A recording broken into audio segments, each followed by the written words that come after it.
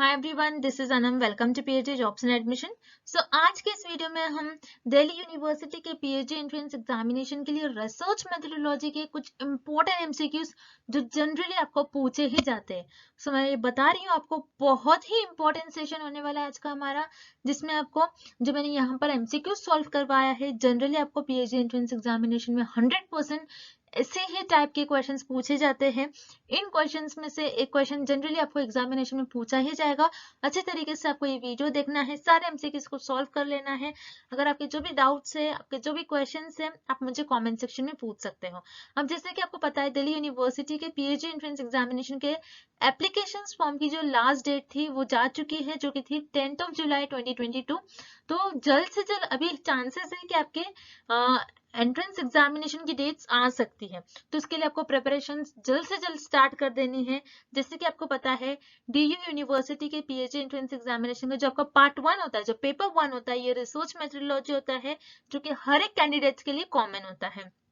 तो मैं आपको बता दूं, रिसर्च मेथोडोलॉजी पर हमने आपके लिए कोर्स लेकर आया है, जैसे कि आप स्क्रीन पर देख सकते हो, जिसमें हम आपको वीडियो लेक्चर्स प्रोवाइड करते हैं। आपको पूरा सिलेबस यहाँ पर हम कवर करते हैं वीडियो लेक्चर्स में, जो कि आपके थ्योरी और एमसीक्यूज दोनों वीडियो लेक्चर्स प्रोवाइड करते हैं। थ्योरी से पहले हम आपके कॉन्सेप्ट्स को बिल्ड करवाते हैं, एंड देन एमसीक्यूज में हम आपको ट्रिक्स बताते हैं कि किस तरीके से आपको ट्रिक्स यूज करना है। उसी तरीके से नोट्स हम आपको प्रोवाइड करते हैं, काफी सिंपलेस्ट लैंग्वेज में नोट्स आपके इंटरव्यू के लिए भी बहुत हेल्पफुल होने वाले हैं notes. Then mock test, total 10 mock test provide कर रहे हैं, तो उस तरीके से आपके 400 क्वेश्चंस हम मॉक टेस्ट में कवर करते हैं। And then finally 1500 plus MCQs revision PDF, जो कि आपका रिवीजन का काम करती है। तो मैं यहाँ पर आपको बता दूं, 100% गारंटी के साथ हम आपको ये कोर्स प्रोवाइड कर रहे हैं। आपको पास करने की रिस्पॉन्सिबिलिटी हमारी होगी, हम आपको पास करवाएंगे, हम आपको टाइम टू टाइम गाइड करते रहते हैं। तो आपको याद रखना है, आपको ज्यादा टाइम वेस्ट नहीं करते हुए जल्द से जल्द आपको प्रिपरेशन को स्टार्ट करना है। स्टार्ट करने के लिए स्क्रीन पर जो आपको नंबर नजर आ रहा है, उस नंबर पर व्हाट्सएप के थ्रू हमें कॉन्टैक्ट करना है, और आप हमारे ऐप के थ्रू भी स्टडी मटेरियल को एक्सेस कर सकते हो, जिसके लिंक मैंने आपके साथ comment section as well as description box में भी शेयर कर रखी है। So that's it, and let's begin with the video.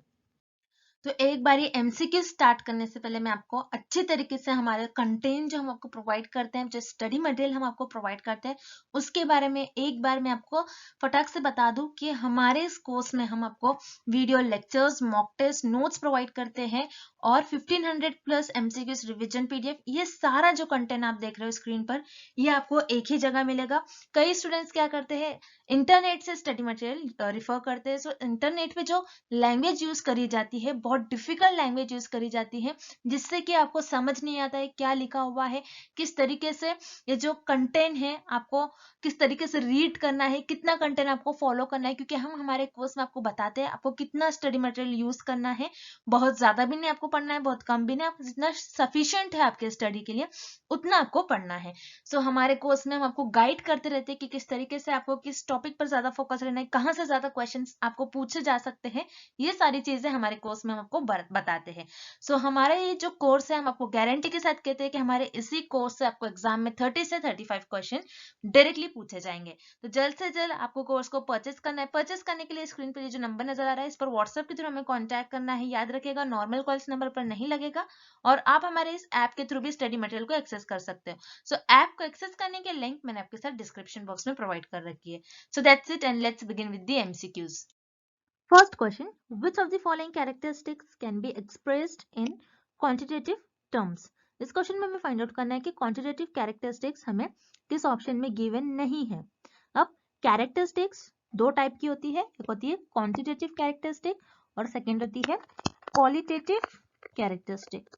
So quantitative characteristics वो कैरेक्टरिस्टिक्स होती है जो नंबर्स को रिप्रेजेंट करती है और जो वेल डिफाइंड होती है, और क्वालिटेटिव कैरेक्टरिस्टिक वो कैरेक्टरिस्टिक होती है जो नंबर्स को डिफाइन नहीं करती और जो वेल डिफाइंड भी नहीं होती है, और क्वालिटेटिव कैरेक्टरिस्टिक को आप वर्ड्स और यू कैन से टेक्स्ट के फॉर्म में डिस्क्राइब करते हो। सो अब हमको इस क्वेश्चन में फाइंड आउट करना है कि क्वांटिटेटिव कैरेक्टरिस्टिक्स हमें किस ऑप्शन में गिवन नहीं है। सो अब हम वन बाय वन ऑप्शंस देखते हैं।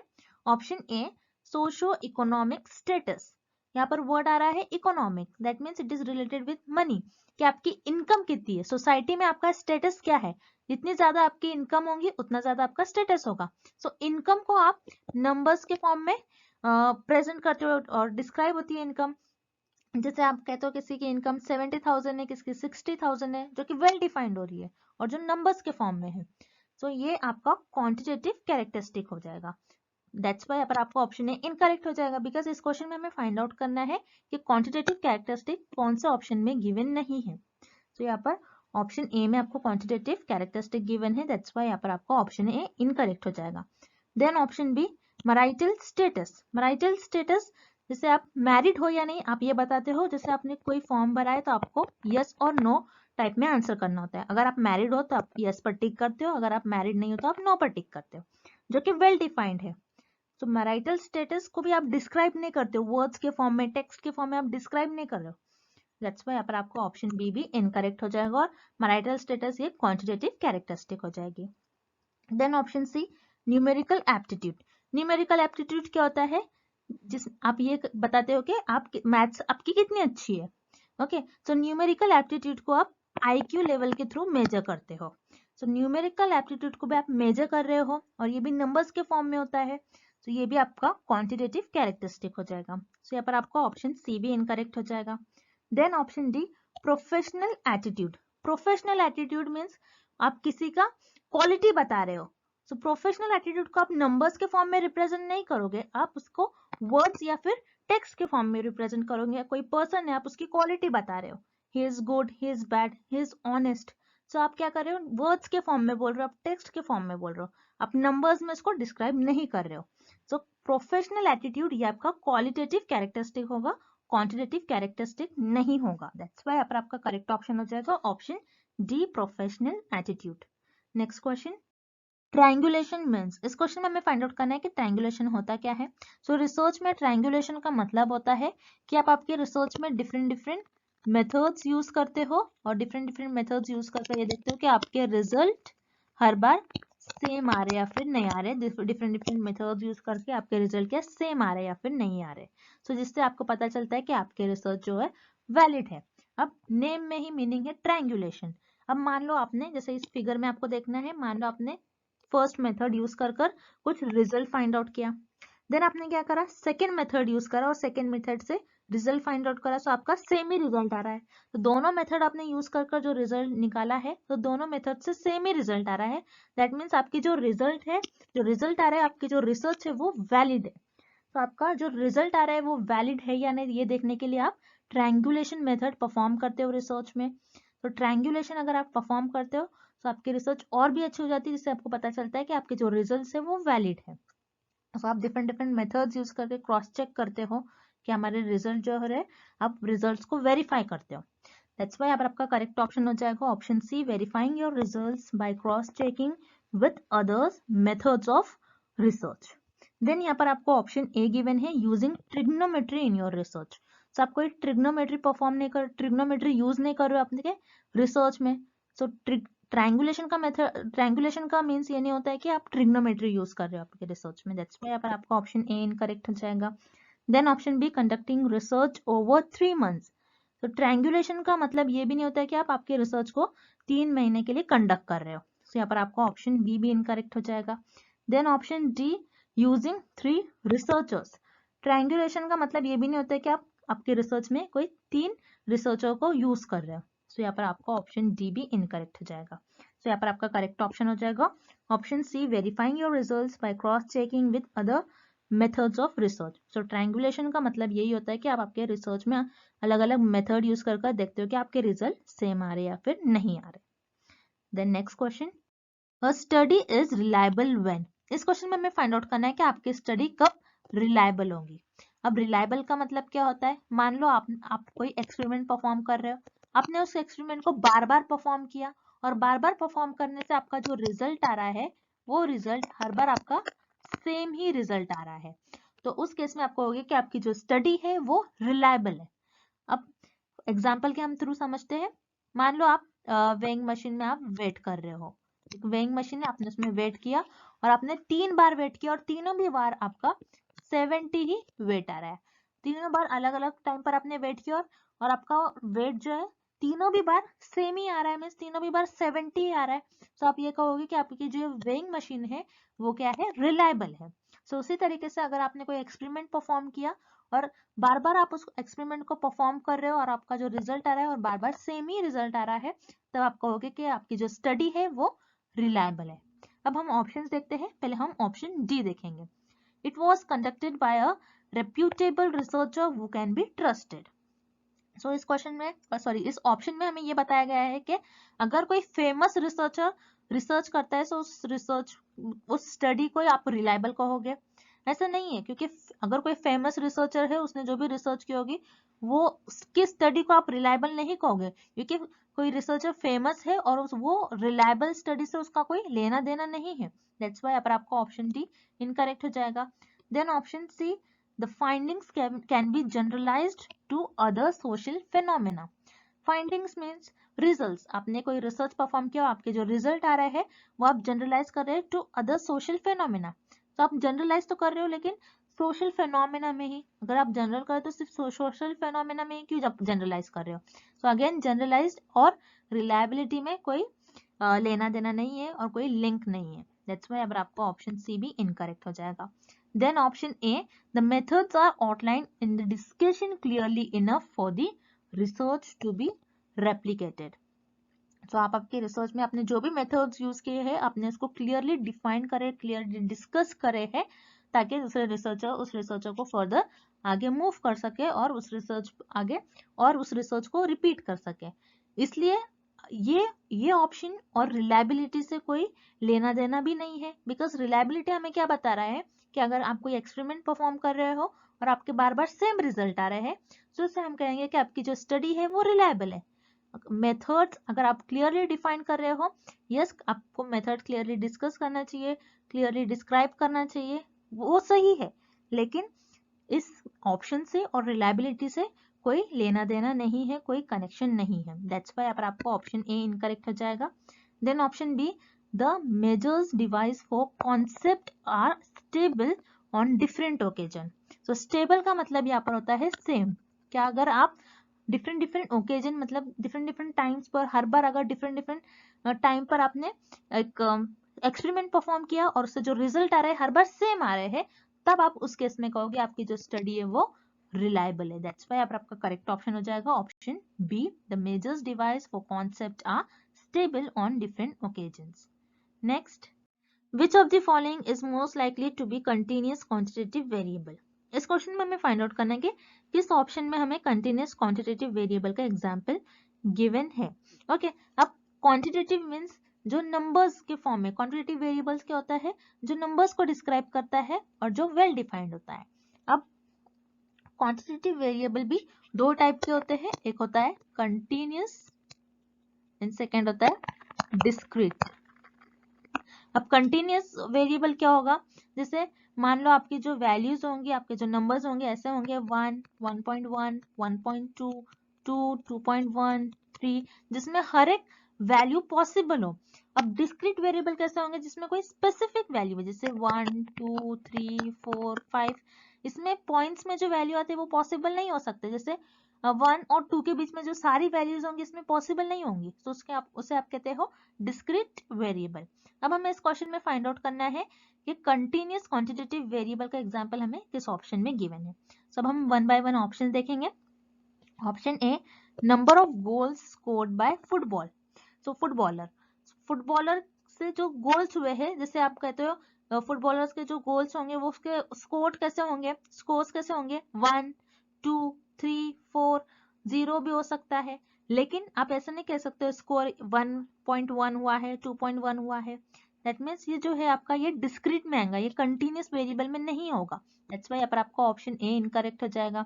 Then option B, population of Egypt. Egypt की पॉपुलेशन, जैसे इजिप्ट की पॉपुलेशन आप बोलोगे 70,000, 80,000 है। अब ऐसा नहीं कहोगे कि 70.5 ऐसा 70.5 ऐसा नहीं कहोगे आप, ओके 70.6 ऐसा कुछ नहीं कहोगे आप एक एग्जैक्ट नंबर बताओगे 70, 60, 40, 50, ओके। सो ये भी आपका डिस्क्रीट में आएगा। दैट्स वाई यहाँ पर आपका ऑप्शन बी भी इनकरेक्ट हो जाएगा। Then option C, number of juice bottles sold by store. एक स्टोर ने कितने जूस की बॉटल्स सोल्ड किए हैं, कितने सेल किए हैं उन्होंने। जैसे कोई कहेगा कि मैंने 5 किया है, कोई 7, कोई 10, कोई ऐसा नहीं कहेगा मैंने 5.5 वोल्ट सेल किया है। ओके, सो ये भी आपका डिस्क्रीट वेरिएबल का एग्जांपल होगा, दैट्स व्हाई पर आपको ऑप्शन सी भी इनकरेक्ट हो जाएगा। Then option D, time taken to complete a crossword puzzle, एक पजल को कितना टाइम लगा है कंप्लीट करने में। सो टाइम कैसा हो सकता है, टाइम 1 हो सकता है, 1.1 आवर्स हो सकता है, 2 आवर्स हो सकता है, 2.5 आवर्स हो सकता है। सो टाइम में हर एक वैल्यू पॉसिबल हो सकती है। सो टाइम जो होगा आपका, यहाँ पर टाइम ही आपको मेन फोकस करना है। सो टाइम आपका कंटिन्यूअस क्वांटिटेटिव वेरिएबल होगा, दैट्स व्हाई यहाँ पर आपका करेक्ट ऑप्शन हो जाएगा option D, time taken to complete a crossword puzzle. Next, sampling in which a sampling unit can be repeated more than once is called। इस question में हमें find out करना है कि आपकी जो सैम्पलिंग टेक्निक होती है उसमें जो आपकी सैम्पलिंग यूनिट होती है, सो एक सैम्पलिंग यूनिट है उसका बार बार रिपीट होने का चांस हो रहा है, सो उस सैम्पलिंग को आप क्या कहोगे, तो उस सैम्पलिंग को आप कहते हो सैम्पल विथ रिप्लेसमेंट। और सैम्पलिंग विथ रिप्लेसमेंट अब कैसे, इस फिगर के थ्रू हम समझते हैं। मान लो ये आपकी पॉपुलेशन है, अब ये पॉपुलेशन है, आपने आपके पॉपुलेशन में से रैंडमली एक पर्सन को सिलेक्ट कर लिया जो कि आपका सैंपल बन गया, यह हो गया आपकी एक सैम्पलिंग यूनिट। ओके, ये हो गई आपकी एक सैम्पलिंग यूनिट। अब मान लो इस पर्सन को आपने फिर से पॉपुलेशन में भेज दिया, अब फिर से आपने पॉपुलेशन में भेज दिया, तो ये आपके इस तरीके से हो जाएगा फिर से पॉपुलेशन। अब फिर से मैंने कलेक्ट कर लिया, अब रैंडमली सिलेक्ट कर रही हूँ मैं, तो फिर से हो सकता है ये पर्सन के सिलेक्ट होने का चांस फिर से हो। तो अगर मैं इस पर्सन को एक बार सिलेक्ट करके फिर से पॉपुलेशन में भेज दूं, तो उस पर्सन का चांस फिर से हो सकता है सिलेक्ट होने का। अगर मान लो इस पर्सन को मैंने फिर से नहीं भेजा पॉपुलेशन में, इस पर्सन को मैंने यहीं पर रखा, तो इस पर्सन का चांस होगा कि फिर से सिलेक्ट होने का नहीं होगा, क्योंकि मैंने इसको फिर से पॉपुलेशन में नहीं भेज दी हूँ, मैंने इसको अपना सैंपल यूनिट बनाकर इसको बाहर ले लिया। मीन्स यहाँ पर आपकी ब्लैंक स्पेस हो जाएंगी, ये पर्सन फिर से सिलेक्ट नहीं होगा। सो इस केस में आप ये बोलोगे कि आपकी जो सैंपलिंग है वो हो जाएगी आपकी sampling without replacement. So sampling with replacement क्या होता है, आपने पॉपुलेशन में से एक पर्सन लिया है, एक सैंपल यूनिट लिया है, उसको सेलेक्ट कर लिया है जो कि आपकी सैंपलिंग यूनिट बन गया है।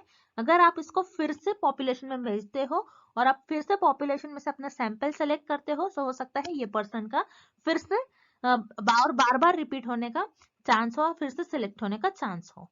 अगर इस पर्सन को आपने सिलेक्ट होने के बाद फिर से इस पॉपुलेशन में नहीं भेजा, सो उस पर्सन का सिलेक्ट होने का चांस 0 हो जाएगा, जिसे हम कहते हैं sampling without replacement. So for this question आपका ऑप्शन सी करेक्ट हो जाएगा। ऐसी सैंपलिंग जिसमें एक पर्सन का और एक सैंपलिंग यूनिट का बार बार रिपीट होने का चांस हो, उसे आप कहते हो सैंपलिंग विथ रिप्लेसमेंट। और सैंपलिंग विथ रिप्लेसमेंट को आप SRSWR भी कहते हो, simple random sampling with replacement. और सैंपलिंग विदाउट रिप्लेसमेंट को आप कहते हो SRSWOR, simple random sampling without replacement. तो आपको ये याद रखना है, शॉर्ट फॉर्म भी आ सकते हैं आपके एग्जाम में, तो शॉर्ट फॉर्म भी आपको याद रखना है और इसका फुल फॉर्म भी याद रखना है। तो यहाँ पर आपको ऑप्शन सी करेक्ट हो जाएगा और ऑप्शन ए इनकरेक्ट हो जाएगा। देन यहाँ पर आपको ऑप्शन बी गिवन है नॉन रैंडम सैंपलिंग। तो आप नॉन रैंडम सैंपलिंग क्या होता है, आप रैंडमली सैंपल्स को सिलेक्ट नहीं कर रहे हो, आप आपकी कन्वीनियंस और जजमेंट के हिसाब से पॉपुलेशन में से सैंपल्स को सिलेक्ट कर रहे हो। तो अगर मैं मेरी कन्वीनियंस के हिसाब से अगर पॉपुलेशन में से सैंपल्स को सिलेक्ट करूंगी, तो मुझे जो सही लगता है मेरी कन्वीनियंस के हिसाब से, मैं मान लो मुझे ये और ये पर्सन से मुझे लगता है इंफॉर्मेशन मिल सकती है, मैं इसके थ्रू डेटा कलेक्ट कर सकती हूँ, तो ये सारे लोगों का चांस होने का सिलेक्ट 0 हो जाएगा, ये सारे लोग सिलेक्ट कभी हो ही नहीं पाएंगे। तो उसे हम कहते हैं नॉन रैंडम सैंपलिंग, जिसमें आप आपकी कन्वीनियंस और जजमेंट के हिसाब से पॉपुलेशन में से सैंपल्स को सिलेक्ट करते हो। तो यहाँ पर आपको ऑप्शन बी भी इनकरेक्ट हो जाएगा। सो सैंपलिंग विद रिप्लेसमेंट यहाँ पर करेक्ट ऑप्शन हो जाएगा, option see here is the right answer. फिर से एक बारी हम देख लेते हैं बिकॉज ये बहुत इंपॉर्टेंट क्वेश्चन है। सैंपलिंग विद रिप्लेसमेंट क्या होता है, पॉपुलेशन में से आपने एक मेंबर्स को सिलेक्ट कर लिया और वो आपकी सैंपलिंग यूनिट बन गई, फिर आपने क्या करा, ये पर्सन को फिर से पॉपुलेशन में भेज दिया और फिर से अपने पॉपुलेशन में से सैंपल्स को सिलेक्ट कर रहे हैं, सो हो सकता है ये पर्सन का सिलेक्ट होने का चांस फिर से हो, फिर से ये पर्सन सिलेक्ट हो जाएगा, सो उस केस में, और इसे हम कहते हैं sampling with replacement. That's why आपको ऑप्शन सी करेक्ट हो जाएगा। Next, blueprint of research work is called. इस क्वेश्चन में हमें फाइंड आउट करना है ब्लूप्रिंट ऑफ रिसर्च को हम और क्या कहते हैं। So remember students, blueprint of research को हम कहते हैं रिसर्च डिजाइन। सो रिसर्च डिजाइन क्या होता है? रिसर्च डिजाइन में आप सब कुछ पहले से प्लान कर लेते हो कि आप आपकी रिसर्च में क्या क्या करने वाले हो। ओके, ब्लूप्रिंट का ही मतलब होता है कि प्लान। ओके, जैसे फॉर एग्जांपल मैं ये डिसाइड कर लूंगी कि रिसर्च करने से पहले मैं किन मेथड से डेटा को कलेक्ट करूंगी, कौन कौन से टेक्निक्स यूज करूंगी, कैसे डेटा को कलेक्ट करेंगे, बाय इंटरव्यूज और बाय ऑब्जर्वेशंस। ओके, सो ये सारे चीजें हम पहले ही से डिसाइड कर लेते हैं। सो उसे हम कहते हैं ब्लूप्रिंट और रिसर्च डिजाइन। दैट्स व्हाई यहाँ पर आपका ऑप्शन बी करेक्ट हो जाएगा। So here correct option is option B, research design. Moving on to the next question. When research report dash is used to acknowledge indebtedness। इस question में हमें find out करना है कि जब रिसर्चर अपने रिसर्च में रिसर्च रिपोर्ट लिखते हैं तो अपने रिसर्च रिपोर्ट में जब लोगों को थैंक्स करते हैं और या फिर यू कैन से किसी के टूवर्ड्स किसी के प्रति थैंकफुल है रिसर्चर, तो वो अपने रिसर्च में उनका नेम प्रॉपर मेंशन करते हैं। सो वो किस सेक्शन में उनका नेम प्रॉपर मेंशन करते हैं ये हमें फाइंड आउट करना है। ओके, तो यहाँ पर आपको ऑप्शन ए गिवन है बिब्लियोग्राफी। बिब्लियोग्राफी क्या होता है? जहाँ पर रिसर्चर जिन भी पुराने रिसर्चर का इंफॉर्मेशन, टेक्स्ट और कॉन्सेप्ट यूज करते हैं उनको प्रॉपर उनका नेम लिखते हैं जिसको हम कहते हैं रेफरेंस। तो यहाँ पर बिब्लियोग्राफी में किसी रिसर्चर किसी लोगों का थैंक्स नहीं करते। दैट्स व्हाई यहाँ पर आपका ऑप्शन ए इनकरेक्ट हो जाएगा। देन ऑप्शन डी आपको गिवन है इंडेक्स। इंडेक्स क्या होता है? जैसे आपने आपके बुक में भी देखा होगा, इंडेक्स होता है जहाँ पर आपको प्रॉपर जितने भी टॉपिक्स होते हैं वो प्रॉपर मेंशन किया जाता है विद पेज नंबर।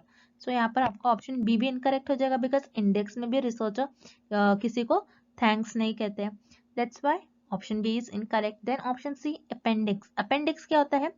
अपने रिसर्च रिपोर्ट में रिसर्चर अपेंडिक्स लिखते हैं जहाँ पर रिसर्चर कुछ अपने टॉपिक से रिलेटेड एक्स्ट्रा इंफॉर्मेशन लिखेंगे, जैसे इक्वेशंस हो गई, कुछ इक्वेशन रिएक्शंस हो गए, कुछ एक्स्ट्रा इंफॉर्मेशन लिखते हैं ताकि दूसरे रिसर्चर उस इंफॉर्मेशन का यूज कर कर आगे रिसर्च परफॉर्म करे। अगेन अपेंडिक्स में रिसर्चर किसी को थैंक्स नहीं करते। दैट्स व्हाई यहाँ पर आपका ऑप्शन सी भी इनकरेक्ट हो जाएगा। Then here option D acknowledgements. Yes, यहाँ पर आपका ऑप्शन डी करेक्ट हो जाएगा बिकॉज रिसर्चर अपने रिसर्च में जिन लोगों ने उनकी हेल्प की होंगी रिसर्चर, उन लोगों का नेम एक्नॉलेजमेंट में प्रॉपर मेंशन करते हैं। सो रिमेंबर स्टूडेंट्स, अगर रिसर्चर ऐसा नहीं करते अपने रिसर्च में, सो उनकी रिसर्च अनएथिकल हो जाएगी। so this is very important in research, so that's why यहाँ पर आपका ऑप्शन डी करेक्ट हो जाएगा। Next question. Dash research focuses on establishing causal relationships with controls among variables, independent moderator and dependent is called। इस question में हमें find out करना है ऐसे कौन सी रिसर्च होती है जिसमें आप कॉजल रिलेशनशिप फाइंड आउट करते हो, means cause and effect relationship find out करते हैं between the variable, independent and dependent variable. Okay, so अब ऐसी कौन सी रिसर्च होती है? वो होती है आपकी एक्सपेरिमेंटल रिसर्च। एक्सपेरिमेंटल रिसर्च ऐसी रिसर्च होती है जिसमें आप cause and effect relationship find out करते हैं between independent and dependent variable. अब हम एक एग्जांपल के थ्रू समझते हैं। अब हमको यहाँ पर देखना है स्मोकिंग का कैसा इफेक्ट हो रहा है, कैसा इफेक्ट हो रहा है लंग्स पर। क्या स्मोकिंग ज्यादा करने से लंग्स पर कैसा इफेक्ट हो रहा है? जो पर्सन स्मोकिंग कम करते हैं सो उनके लंग्स पर कैसा इफेक्ट हो रहा है? सो आप जैसा देख रहे हो स्मोकिंग को हम कम ज्यादा कर सकते हैं, मीन्स यहाँ पर स्मोकिंग आपका इंडिपेंडेंट वेरिएबल हो जाएगा और हम लंग्स को ऑब्जर्व कर रहे हैं तो ये आपका डिपेंडेंट वेरिएबल हो जाएगा। सो रिमेंबर, एक्सपेरिमेंटल रिसर्च में आप सिर्फ और सिर्फ इंडिपेंडेंट वेरिएबल को चेंज और मैनिपुलेट कर सकते हो और डिपेंडेंट वेरिएबल को आप सिर्फ और सिर्फ ऑब्जर्व करते हो। सो ये होती है आपकी एक्सपेरिमेंटल रिसर्च जहाँ पर आप इंडिपेंडेंट वेरिएबल और डिपेंडेंट वेरिएबल के बीच में cause and effect relationships find out करते हो। सो देन रिमेनिंग ऑप्शंस भी हम देखेंगे जो इनकरेक्ट है। सो यहाँ पर आपका ऑप्शन ए है exposed facto. Exposed facto research जो होती है वो आपकी कोई इंसिडेंट हैपन हो जाता है या फिर कोई एक्सीडेंट हैपन हो जाता है, उसके बाद आप उस प्रॉपर उस एक्सीडेंट पर और उस इंसिडेंट पर आप रिसर्च परफॉर्म करते हो, उसे हम कहते हैं एक्सपोज्ड फैक्टो। एक्सपोज्ड फैक्टो में आप कोई cause and effect relationship find out नहीं करते between the variables independent and dependent. That's why यहाँ पर आपका ऑप्शन ए इनकरेक्ट हो जाएगा। Then option C historical research. Historical research में आप cause on effect relationship find out नहीं करते बिटवीन द वेरिएबल्स, आप पास्ट इवेंट्स के बारे में स्टडी करते हो। दैट्स वाई यहाँ पर आपका ऑप्शन सी भी इनकरेक्ट हो जाएगा। देन ऑप्शन बी सर्वे, सर्वे आप सर्विस के थ्रू आप डेटा को कलेक्ट करते हो, सो यहाँ पर आपका ऑप्शन बी भी इनकरेक्ट हो जाएगा। So your correct option is option D experimental research. Experimental research में आप cause and effect relationship find out करते हैं between independent and dependent variables. Next question, the first page of the research report is. इस question में हमें find out करना है कि रिसर्च रिपोर्ट का फर्स्ट पेज क्या होता है। तो रिसर्च रिपोर्ट जिसे हम थीसिस भी बोलते हैं, सो थीसिस का फर्स्ट पेज होता है टाइटल पेज। दैट्स वाई यहाँ पर आपका ऑप्शन डी करेक्ट हो जाएगा। देन टाइटल पेज के बाद आता है आपका इंडेक्स। इंडेक्स जैसे आपने आपकी बुक्स में देखा होगा कि कंटेंट लिखा होता है और कौन सा कंटेंट और कौन सा चैप्टर कौन से पेज पर है आपको ये प्रॉपर मेंशन होता है। ऐसे ही थीसिस में और रिसर्च रिपोर्ट में रिसर्चर इंडेक्स लिखते हैं। सो इंडेक्स आपके टाइटल पेज के बाद आता है। दैट्स वाई यहाँ पर आपका ऑप्शन सी इनकरेक्ट हो जाएगा। देन यहाँ पर आपका ऑप्शन ए और बी गिवन है अपेंडिक्स एंड बिब्लियोग्राफी। तो ये आपके रिसर्च रिपोर्ट के और थीसिस के ये एक्स्ट्रा चैप्टर्स में आते हैं। अपेंडिक्स में रिसर्चर क्या करते हैं, उनका जो प्रॉपर टॉपिक होता है उस टॉपिक के बारे में कुछ एक्स्ट्रा इंफॉर्मेशन देते हैं ताकि दूसरे रिसर्चर उस इंफॉर्मेशन का यूज करके आगे रिसर्च परफॉर्म करे। दैट्स वाई यहाँ पर आपका ऑप्शन ए इनकरेक्ट हो जाएगा। अपेंडिक्स आपके रिसर्च रिपोर्ट का फर्स्ट पेज नहीं होता है। देन बिब्लियोग्राफी, बिब्लियोग्राफी क्या होता है, जिसे हम कहते हैं एक सेट ऑफ, और यू कैन से बिब्लियोग्राफी एक रेफरेंस होता है, लिस्ट ऑफ रेफरेंस। तो रेफरेंस क्या होता है, जिसमें रिसर्चर कोई और रिसर्चर का इंफॉर्मेशन और कंटेंट अपने रिसर्च में यूज करता है। सो रिसर्चर उनका प्रॉपर नेम मेंशन करता है, सो उसे हम कहते हैं रेफरेंस। और एक लिस्ट ऑफ रेफरेंस और सेट ऑफ रेफरेंस को हम कहते हैं बिब्लियोग्राफी। दैट्स वाई यहाँ पर बिब्लियोग्राफी भी आपका करेक्ट ऑप्शन नहीं होगा, बिकॉज बिब्लियोग्राफी भी आपके रिसर्च रिपोर्ट का थीसिस का फर्स्ट पेज नहीं होता है। सो यहाँ पर आपका ऑप्शन बी भी इनकरेक्ट हो जाएगा। So here correct option is option D title page. Title page आपके रिसर्च रिपोर्ट का थीसिस का फर्स्ट पेज होता है। Next question, dash is the primary data collection source. इस क्वेश्चन में हमें फाइंड आउट करना है कि प्राइमरी डेटा को कलेक्ट करने के लिए कौन सा सोर्स होता है। सो स्टूडेंट, जैसा कि हमने प्रीवियस क्वेश्चन सॉल्व किया था उसी क्वेश्चन का एप्लीकेशन हमें इस क्वेश्चन में फाइंड आउट करना है। Okay, so let's look at option A. Option A आपको गिवन है गवर्नमेंट पब्लिकेशन। गवर्नमेंट पब्लिकेशन जो कि गवर्नमेंट का डेटा होता है और वो ऑलरेडी अवेलेबल होता है। ऐसा डेटा जो ऑलरेडी अवेलेबल हो वो सेकेंडरी डेटा के अंडर आता है, not in primary data. That's why आपका यहाँ पर ऑप्शन ए इनकरेक्ट हो जाएगा। Then option C books and journals. Books and journals में भी जो भी पुराने रिसर्चर ने रिसर्च किया था पर्टिकुलर टॉपिक पर, उस पर्टिकुलर टॉपिक पर ऑलरेडी इंफॉर्मेशन अवेलेबल होती है, और जो बुक्स एंड जर्नल्स ये भी आपका सेकेंडरी डेटा के अंडर आएगा। दैट्स वाई आपका ऑप्शन सी इनकरेक्ट हो जाएगा। Then here correct option is option B interview method. So primary data को कलेक्ट करने के लिए बहुत सारे सोर्सेस होते हैं। So one of the sources interview method. So interview method के थ्रू रिसर्चर प्राइमरी डेटा को कलेक्ट करते हैं। अब प्राइमरी डेटा वो डेटा होता है कि जो रिसर्चर खुद ही कलेक्ट करे, उसे हम कहते हैं प्राइमरी डेटा। दैट्स वाई आपका ऑप्शन बी करेक्ट हो जाएगा। Next, dash refers to information that is generated to meet the specific requirements of the investigation at hand. इस क्वेश्चन में हमें फाइंड आउट करना है कि ऐसा कौन सा डेटा होता है जिसमें रिसर्चर अपने स्पेसिफिक रिक्वायरमेंट को इन्वेस्टिगेट करने के लिए कोई इंफॉर्मेशन जनरेट करता है। ओके, सो उस डेटा को हम कहते हैं primary data. So students, again इस क्वेश्चन में भी आपके लिए एक की वर्ड है which is very important word, generated. Means यहाँ पर रिसर्चर ने इंफॉर्मेशन जनरेट किया है। तो जब भी कोई न्यू इंफॉर्मेशन रिसर्चर जनरेट करता है वो प्राइमरी डेटा के अंडर आता है। ओके, अब रिसर्च में दो टाइप के डेटा होता है, एक होता है आपका primary data and the second is secondary data. Primary data वो डेटा होता है जिसमें रिसर्चर खुद ही डेटा को या फिर इंफॉर्मेशन कलेक्ट करते हैं या फिर इंफॉर्मेशन जनरेट करते हैं। Okay, and the secondary data जो होता है वो ऑलरेडी पब्लिश डेटा होता है। ऑलरेडी पब्लिश डेटा होता है या फिर कोई पुराने रिसर्चर ने उस पर्टिकुलर टॉपिक पर ऑलरेडी जो रिसर्च की होती है वो उस पर्टिकुलर टॉपिक पर ऑलरेडी इंफॉर्मेशन अवेलेबल होती है, उसे हम कहते हैं secondary data. So here researcher ने कोई इंफॉर्मेशन जनरेट की है, कुछ न्यू इंफॉर्मेशन रिसर्चर ने खुद ही जनरेट की है, सो उसे हम कहते हैं primary data. So here correct option is option B, primary data. Next, dash is the most frequently use measure of central tendency. इस क्वेश्चन में हमें फाइंड आउट करना है कि सेंट्रल टेंडेंसी को मेजर करने के लिए सबसे ज्यादा कौन सा टर्म और कौन सा टूल यूज किया जाता है। तो स्टूडेंट्स, आपको पहले पता होना चाहिए कि सेंट्रल टेंडेंसी क्या होता है। सेंट्रल टेंडेंसी स्टैटिस्टिक्स में एक टर्म होता है जो डेटा को डिस्क्राइब करता है by identifying the middle value in that data. So data की बीच या फिर मिडल वैल्यू को सेंट्रल टेंडेंसी मेजर करता है। Okay, so central tendency measure करने के लिए बहुत सारे टूल होते हैं, जैसे मीन, मीडियन एंड मोड, और सबसे ज्यादा यूज होने वाला टर्म होता है मीन। सो यहाँ पर आपका ऑप्शन ए करेक्ट हो जाएगा। देन आपको ऑप्शन बी गिवन है रेंज। रेंज क्या होता है? Difference between highest and lowest value, उसको हम कहते हैं रेंज। सो यहाँ पर रेंज आपका इनकरेक्ट हो जाएगा। देन आपको ऑप्शन सी गिवन है lowest value. Again lowest value भी सेंट्रल टेंडेंसी मेजर को डिस्क्राइब करने के लिए टूल नहीं होता है, दैट्स व्हाई आपका यहाँ पर ऑप्शन सी भी इनकरेक्ट हो जाएगा। So here correct option is option A, mean.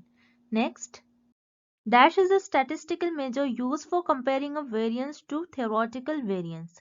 इस क्वेश्चन में हमें फाइंड आउट करना है ऐसा कौन सा स्टैटिस्टिकल टूल है जो हम यूज करते हैं कंपेयर करने के लिए ऑब्जर्वेशनल वेरिएंस और थ्योरेटिकल वेरिएंस को। तो उस स्टैटिस्टिकल टूल को हम कहते हैं काई स्क्वायर टेस्ट। सो यहाँ पर आपका ऑप्शन ए करेक्ट हो जाएगा। So students, this is fact based question. So यहाँ पर आपको ऑप्शन ए करेक्ट हो जाएगा। इसमें कुछ आपको याद नहीं रखना है, ऐसा कौन सा टूल होता है जो कंपेयर करने के लिए यूज होता है observational variance to the theoretical variance, उसका आंसर हो जाएगा आपका chi square test. Okay, next, type 2 error occurs when. So students, इस क्वेश्चन में हमें फाइंड आउट करना है कि टाइप 2 एरर कब होता है। सो अगेन हम इस क्वेश्चन को इस टेबल के हेल्प से सॉल्व करेंगे। सो हियर ऑप्शंस की तरफ हम चलते हैं। First option is the null is true but we rejected. So हम टेबल में देखेंगे, जब नल हाइपोथेसिस ट्रू है, ओके, मीन्स आपको यहाँ पर फर्स्ट रो में देखना है, जब नल हाइपोथेसिस ट्रू है और हमने इसको रिजेक्ट कर लिया, तो ये कौन से टाइप का एरर होगा? टाइप 1 एरर होगा ये। ओके, ये टाइप 2 एरर नहीं होगा, that's why here option is incorrect. Then option B, the null is false and we rejected. Okay, so means आपको यहाँ पर अभी इस टेबल में सेकेंड रो में देखना है। सो नल हाइपोथेसिस आपकी फॉल्स है और आपने उसको रिजेक्ट कर लिया, फॉल्स है और आपने उसको रिजेक्ट कर लिया, मीन्स आपका जो डिसीजन है वो करेक्ट है, मीन्स ऑप्शन बी में कोई एरर ही नहीं है, that's why here option B is again incorrect. Then option C, the null is true and we accept it. So again आपको यहाँ पर टेबल में देखना है और यहाँ पर आप फर्स्ट रो में देखेंगे, जब आपकी नल हाइपोथेसिस ट्रू है और आप उस नल हाइपोथेसिस को एक्सेप्ट कर ले रहे हो, दैट मीन्स आपका जो डिसीजन है ये करेक्ट डिसीजन है। अगेन ऑप्शन सी में कोई एरर नहीं है, that's why here option C is incorrect. Then option D, the null is false but we accept it. क्या हो रहा है यहाँ पर? नल हाइपोथेसिस फॉल्स है फिर भी आप उसको एक्सेप्ट कर ले रहे हो। जब नल हाइपोथेसिस फॉल्स होती है और आप उसको एक्सेप्ट कर लेते हो तो उसे हम कहते हैं type 2 error. So yes, type 2 error occurs when null hypothesis is false and we accept it. So here option D is the right answer. null hypothesis false होती है, null hypothesis गलत होती है, फिर भी हम उसको accept कर ले रहे हैं, so that is known as type 2 error. So here option D is the right answer. Moving on to the next question. The method by which a sample is choosing referred as। इस question में हमें find out करना है कि sample choose करने के method को हम क्या कहते हैं। सो उसे हम कहते हैं सैंपल डिजाइन। ओके, तो सैंपल डिजाइन में भी आपके कुछ स्टेप्स होते हैं, जैसे आपका फर्स्ट स्टेप होता है टारगेट पॉपुलेशन। आपकी कौन कौन से, आप किस पॉपुलेशन पर आप स्टडी करने वाले हो, आप पहले वो सिलेक्ट करते हो। देन सेकेंड स्टेप में आप सैम्पलिंग फ्रेम बना लेते हो। सैम्पलिंग फ्रेम क्या होता है? जिसमें आप एक लिस्ट बनाते हो और उस लिस्ट में कुछ लोगों के नेम होते हैं। अब उसके बाद थर्ड स्टेप में आप सैम्पलिंग टेक्निक डिसाइड करते हो, मीन्स आप किस मेथड से सैंपल को सिलेक्ट करोगे और फिर जो भी आपने मेथड लिया होता है जैसे रैंडम सैम्पलिंग, तो आप रैंडमली इस लिस्ट में से लोगों को सिलेक्ट कर लोगे। ओके, एंड देन लास्ट में आप सैम्पलिंग परफॉर्म करते हो। सो यहाँ पर आपका ऑप्शन सी करेक्ट हो जाएगा, sampling design. Okay, next question. Thank you for watching this video. I hope this lecture is helpful for you all and good luck with your preparations.